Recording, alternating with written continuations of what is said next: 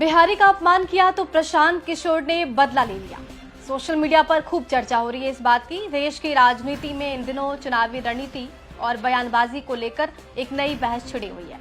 इस बहस के केंद्र में है प्रशांत किशोर, जो अब सिर्फ चुनावी रणनीतिकार नहीं है बल्कि खुद एक सक्रिय राजनीतिक चेहरा बन चुके हैं। हालिया घटनाक्रम ने उनके हिसाब बराबर वाले बयान को फिर से चर्चा में ला दिया। साल 2021 में एम.के. स्टालिन को सत्ता तक पहुंचाने में अहम भूमिका निभाने वाले प्रशांत किशोर इस बार उनके विरोध में खड़े नजर आए।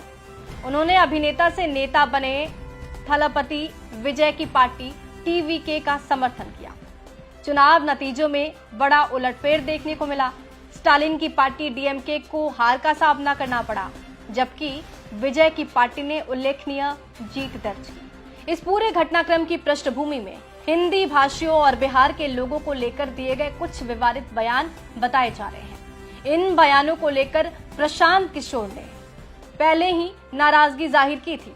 उन्होंने स्पष्ट कहा था कि जो नेता बिहारियों का अपमान करेगा वो उनके समर्थन की उम्मीद न रखें। उनका यह भी कहना था कि ऐसे नेताओं के खिलाफ सक्रिय रूप से वो काम करेंगे। तमिलनाडु के चुनाव परिणामों के बाद ये चर्चा तेज हो गई है कि उन्होंने अपनी बात को जमीन पर उतार कर दिखा दिया और अपमान का बदला ले लिया।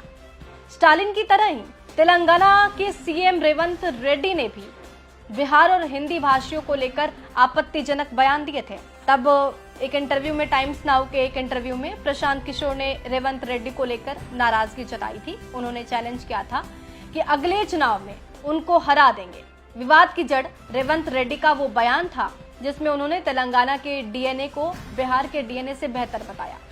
प्रशांत किशोर ने इस टिप्पणी को बिहार की गरिमा पर चोट करार देते हुए ऐलान किया था कि वो तेलंगाना जाकर रेवंत रेड्डी की हार सुनिश्चित करेंगे। प्रशांत किशोर ने इस मुद्दे पर महाराष्ट्र के नेता राज ठाकरे पर भी हमला बोला था।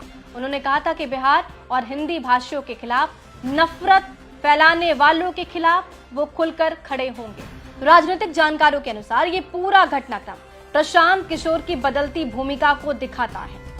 पहले वो पर्दे के पीछे रहकर चुनावी रणनीति बनाते थे, लेकिन अब वो सीधे राजनीतिक बयान दे रहे हैं और अपने रुख को सार्वजनिक रूप से जाहिर भी कर रहे हैं।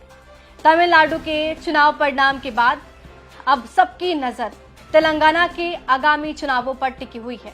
ये देखना दिलचस्प होगा कि क्या वहां भी प्रशांत किशोर अपनी रणनीति के जरिए राजनीतिक समीकरण बदल पाते हैं।